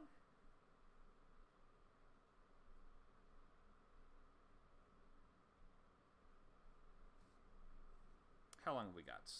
We have half an hour. Okay. So by the end of today, if you want to get revisions from your logline looked at, we will have, like, at the end of class, I'm going to make that last 5-10 minutes to make sure that everyone is sort of good to go. I think everyone seems like they're getting pretty close. There's no one who is like totally way off on their loglines currently. So it seems like we're in a good spot there. Let's look at what else we got here. I want to talk about blockbuster moments, which again I mentioned I don't have a slide for, so maybe I'll have to flip over to something else for us to look at while we're doing that. So what do I mean by blockbuster moments? And after we do this, maybe we'll talk high concept a little bit. But before I even get into that, and let me just put the slide up so that you have something to look at while I am discussing this. But the things that we remember from movies and the things that really stick with us and the things that make us feel those awesome chemicals, those endorphins or whatever that release from our brain. Try to think of what are those scenes that really sold the movie to you or felt like the most awesome moment. They're usually not going to be at the very end, though often the climax will be one of these. But think of something towards like the middle of the movie that you really remember and really sticks out. Do you guys have something in your mind, like maybe something that you saw when you were a kid? You were like, oh, I've got to make movies when I grow up because of that specific moment where the T-Rex is breaking into the car in Jurassic Park. What are some amazing blockbuster scenes that you guys can remember, usually from around the middle of the movie?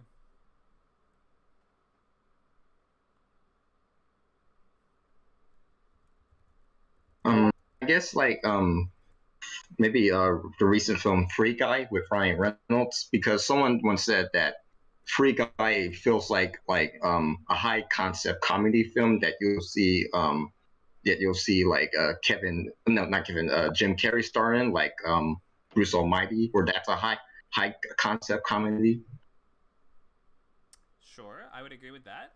That is a high concept comedy, but and we'll talk more about high concept soon. But I just want to talk about awesome scenes for the moment. So, what are some amazing scenes from movies that have stuck with you for like your whole life, or maybe recently you saw an awesome one? What are some blockbuster moments that you guys can recall?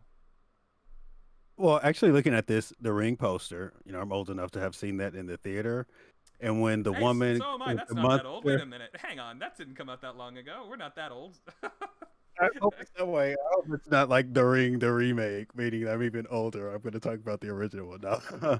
No, but I remember 2003, 2000. That was not that long ago. All right. Anyway, Okay, sorry to derail you. Go ahead.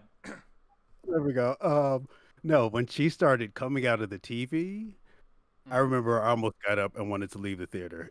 So that's one that I really remember. That was a good one. Yeah, that's movie magic there, isn't it? And that's the climax of that movie. So the whole thing has been building up to that. And the whole time we've been thinking, how does she actually get people? Right? Because we've seen all these scenes where we see the evidence that Samara has murdered someone, but we don't actually see the process of it. So it's answering a big question that we had the entire movie. It is, in fact, the last piece of the mystery.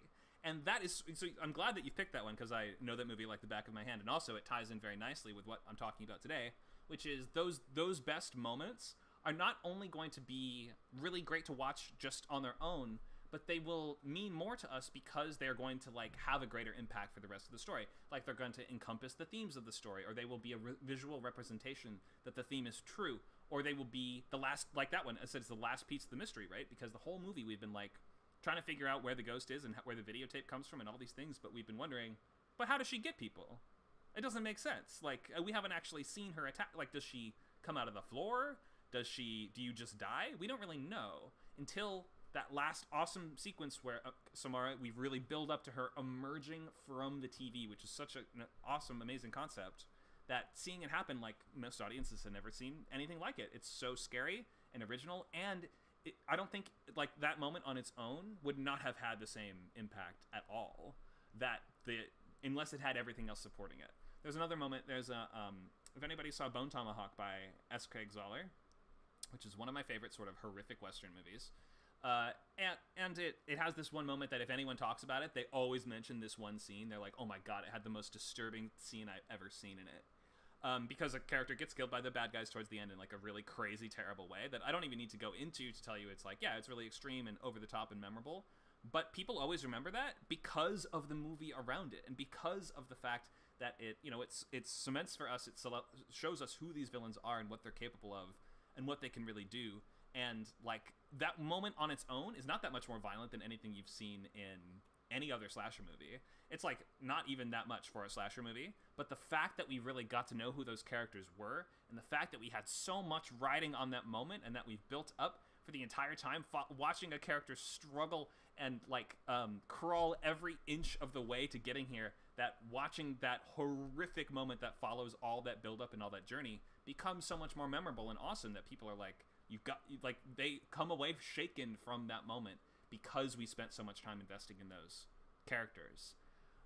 Joe says the chestburster scene in Alien. Yep, a lot of people love that one. Video log scene in Annihilation. Boy in Jaws. Something non-horror. Jobu Tupaki's entrance and fight in Everything Everywhere All at Once. I haven't seen that yet. No spoilers for Everything Everywhere, please. But it seems amazing. I can't wait to watch it. The point is, though, that these blockbuster moments should be in your outline, and you may not have a fully realized concept until you have like 3 of these. One of them should be during the climax. One of them should be in the fun and games. And perhaps one of them you can kind of put where you want. It's usually not going to be the beginning, unless you can really pull that off, and very few genres can really pull off an insanely memorable opening sequence. Other horror thriller that is the genres where you can really pull off an amazing intro sequence, and that can be a blockbuster moment. Usually you don't have the investment in the characters needed to be a blockbuster moment. Like I mentioned, that Western, where we only really care that much about that horrible violence at the end because we have spent 2 hours watching and getting to know each of these people really, really, really well. But if you don't have the emotional investment, you can really suck people in really quickly with something scary and immediate and visceral. So horror thriller has the unique opportunity to actually make those blockbuster moments, those early scenes. That is possible with other genres too. Sometimes movies will have incredibly iconic opening scenes, but you got to be trying to think of these iconic scenes early on, because you can't really just trust that these will fall into place on their own. You have to be building up to them and look for these kind of amazing moments that sort of they crystallize what your premise even is. I think I've talked a little bit about How to Train Your Dragon in this class before, which is just an amazing animated movie. And you can, I think what we find, that movie has like 2 or 3 amazing blockbuster moments, but has anyone seen it? It's been a while, but I've seen it. I have yet to see any of the films. Okay, well, I think that the sequels are not as good, but the first one is absolutely amazing. I think Marcus said he'd seen it before. So, you remember this really big set-piece scene where this is a movie, well, let's just look at the basic parts of it. It's a movie about a kid who flies on a dragon to save the day, right? So, the scene where the premise kicks into place, like, that's what's so easy about team-up stories. The premise is literally, this person teams up with this person, or this character teams up with this character.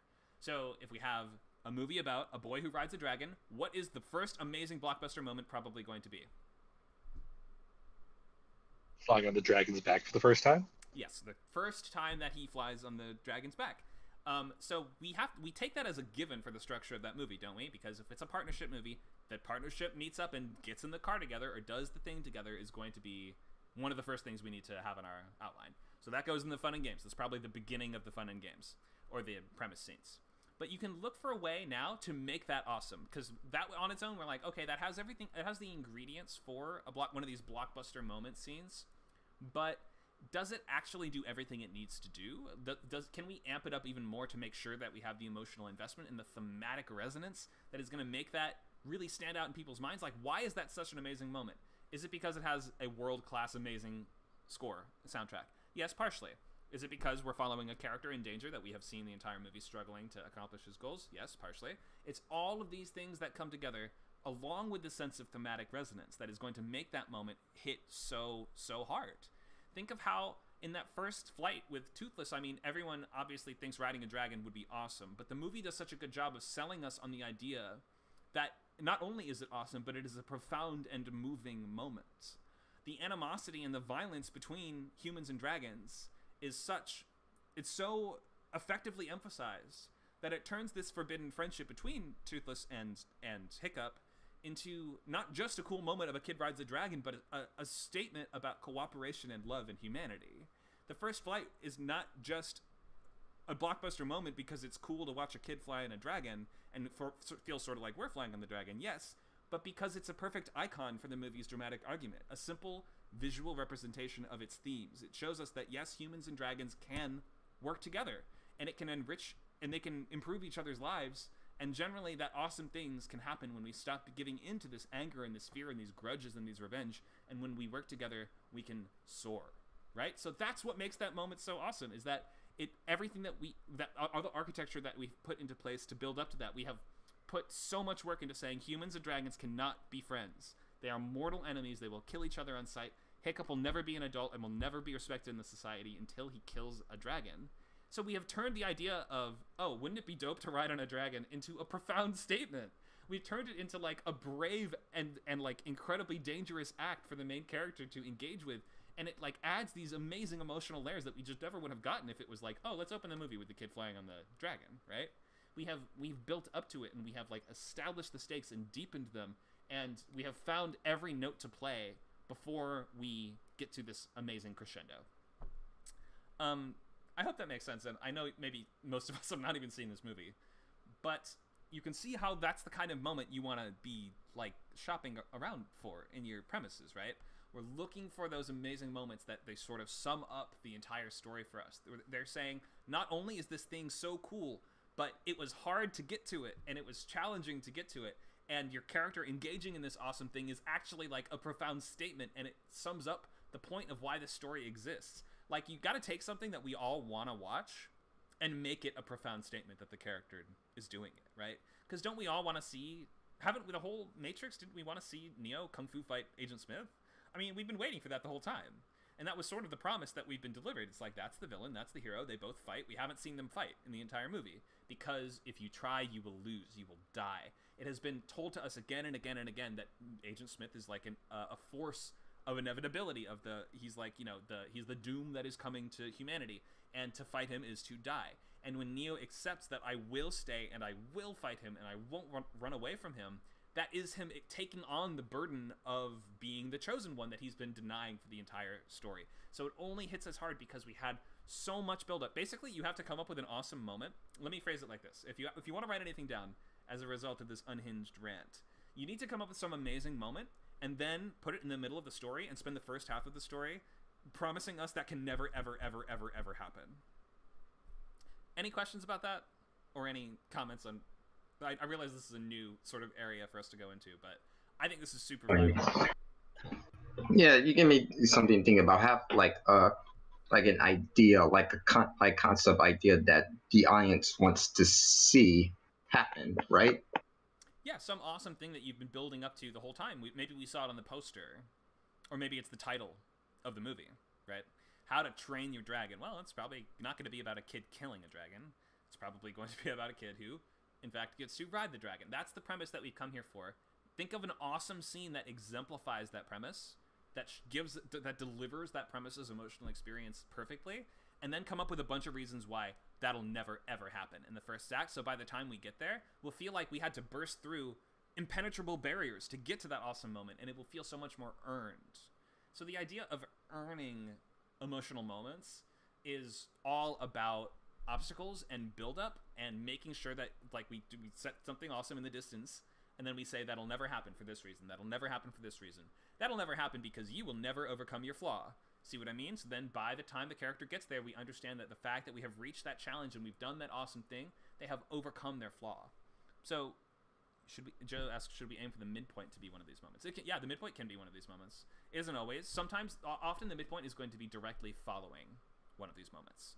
So think of maybe like the last scene of your premise scenes, and then midpoint is like the repercussions of that awesome thing that we just did. So pretty often this will be in like a Transformers or, you know, kid with giant pet archetype story, like Transformers, How to Train Your Dragon, Bumblebee, like any of these things where it's like, we want to have the first act, some alien crashes in your backyard. We're really scared of it because humans have been at war with aliens for a long time until we see it needs our help, and we need to sort of, you know, heal it and nurse it back to health. And then there's some common enemy or threat that we are now having to face in conjunction with our new giant pet. And then we have a bunch of awesome early battles with it, or like we sort of learn how to fly it.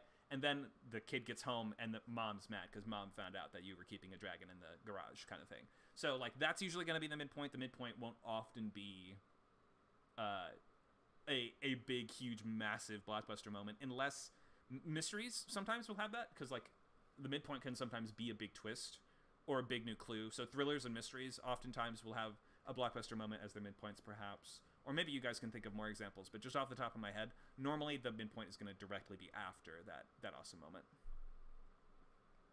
Any other questions on blockbuster moments and just the scenes that you want to put in place early on that the whole time you're building up to and making as awesome as possible?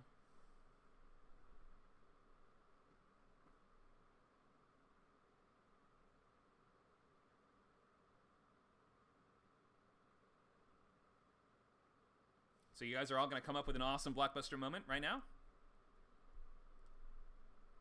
Let's make that the new exercise. I want to see one awesome blockbuster moment from each of you for your script. And it doesn't have to, you don't have to know all of the like exact pieces that need to fall into place to get there, but I want a sentence on what it is, and just one sentence. So this should be like a very truncated moment from your story beat summary. One sentence, and then one sentence on why it will be so awesome. So let me make a new slide on that real quick.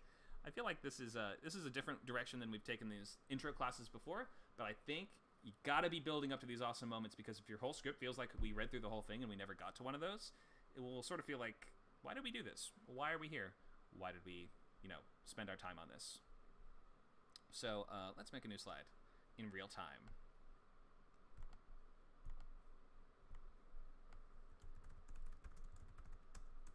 Think of /write. I'll just say write one awesome moment from the middle of the story.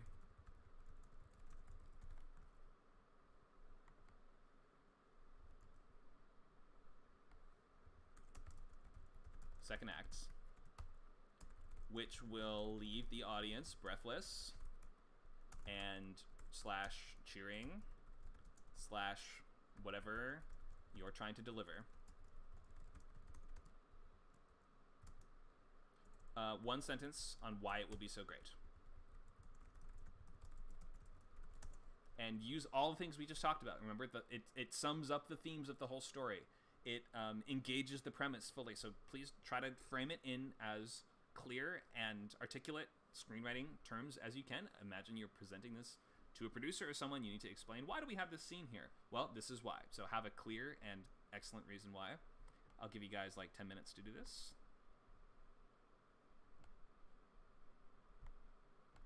After that, we will wrap up class by going briefly into, well, we'll sum up what high concept versus execution dependent means. It's not a huge deal, so I don't think we should focus way too much on it today. I'd rather focus on blockbuster moments.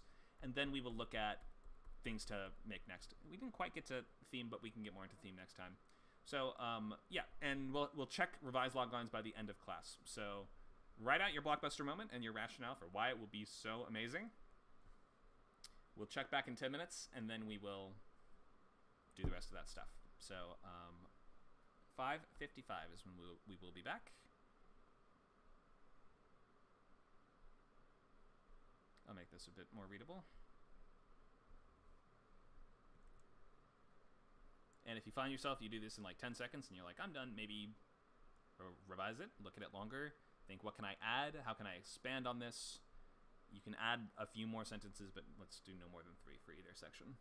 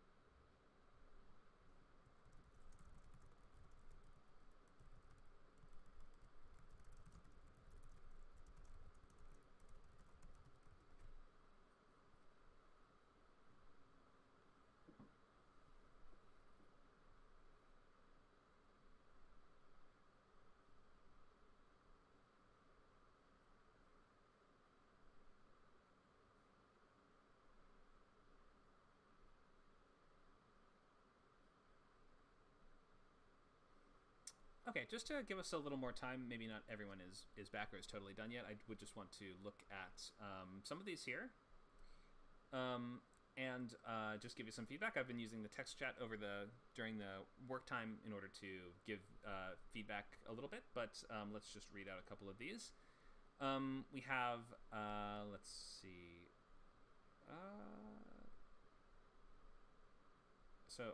I think Simone just posted one. Thank you, Simone. So of the ones that I was just taking a look at, make sure that you are emphasizing why this will be so very awesome. And that might include, if it's a pretty simple plot point, like I think we saw one from Kevin that says, a crime fighter stops a gang member committing a crime. It has impact as from the opening scene he's been shown as useless in his attempts to fight crime and criminals.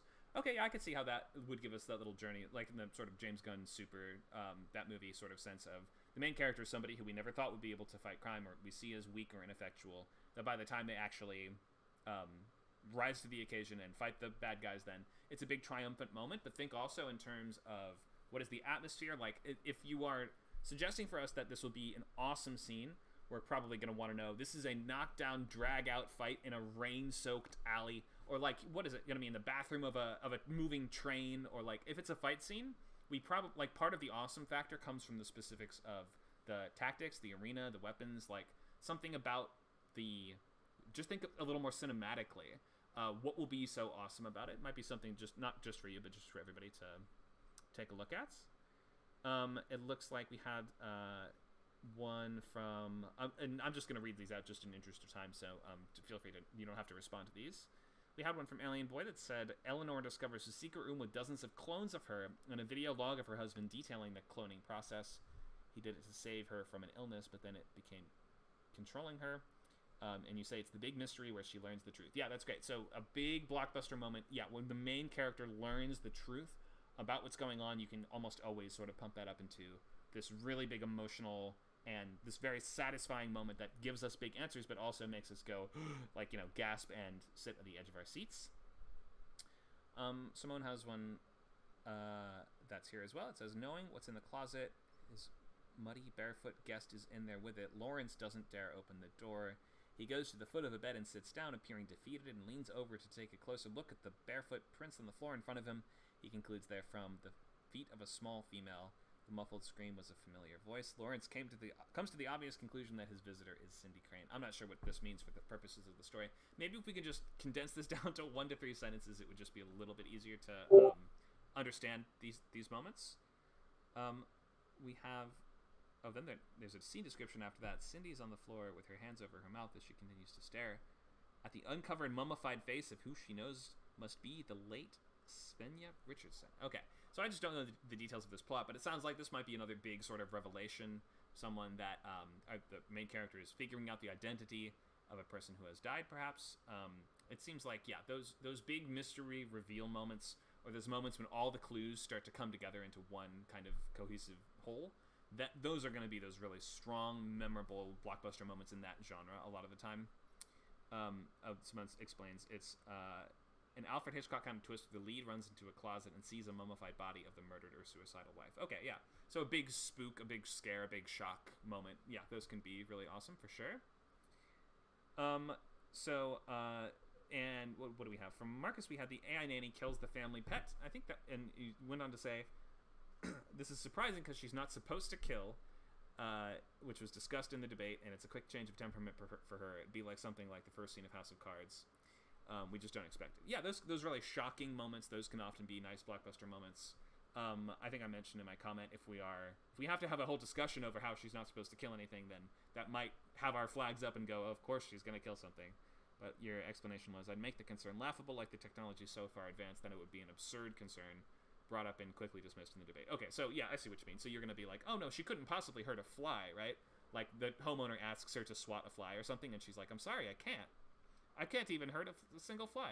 So yeah, I could see a version of that working where like you have some little moment early on where like she's dusting the shelf and she stops just in case she hits the fly, and the family's like, oh good, phew, well at least we know she's no threat at all. Then the next scene is she stuffs the cat in the garbage disposal sort of thing. Like, yeah, that would really, really stand out. And find something really visceral and really horrible and really shocking, and you'll make that moment hit really hard.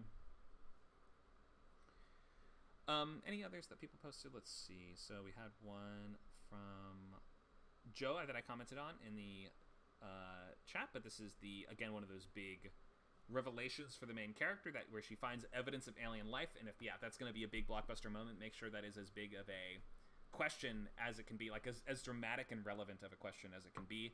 Your main character should be someone that thinks there has to be alien life or there's no way there's alien life. They should have a really clear position on the subject so that by the time they make that discovery, then it's really, really relevant for them. Did I miss anyone's? Does anyone have any questions about blockbuster moments and these kind of awesome things that we're trying to build up to in our second acts?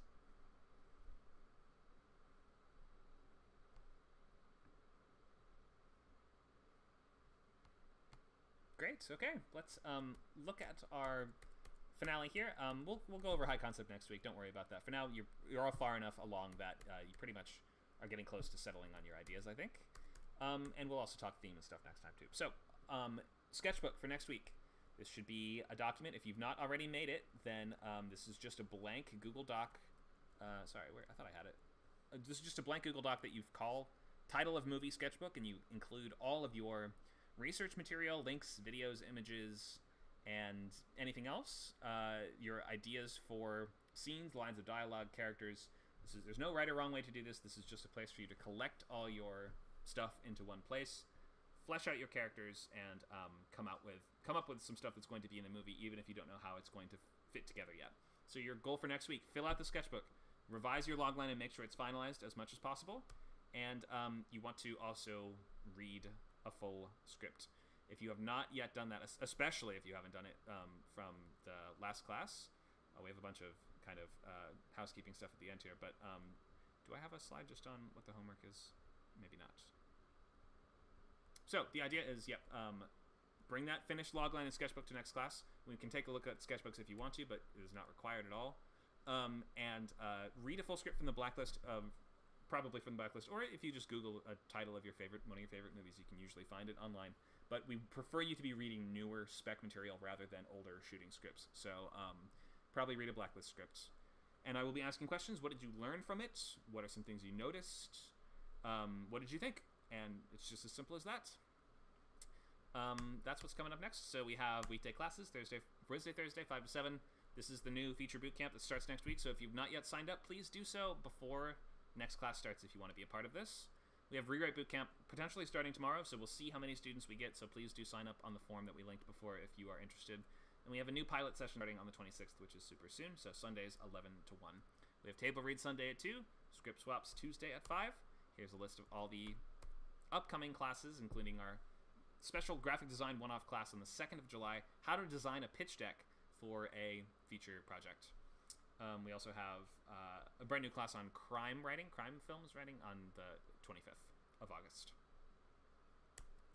Okay, so please sign up for membership if you've not done so. Remember, unlimited membership gives you 70 hours of classes a month and a bunch of other great things that you can see here.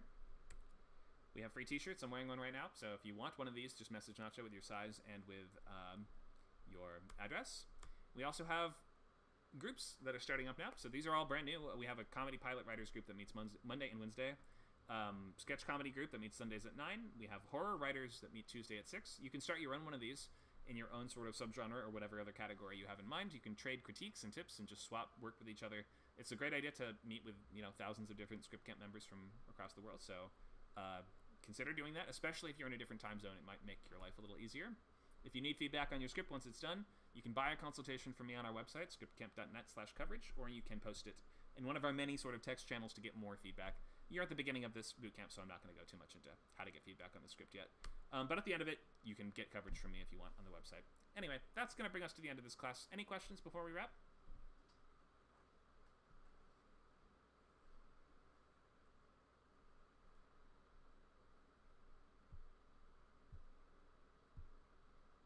Okay, sounds good. It seems like no one has any questions, so feel free to message or email me or Nacho. That's Connor@scriptcamp.net. And we're glad to help you before the class goes on. We hope to see you in the upcoming feature bootcamp. See you soon.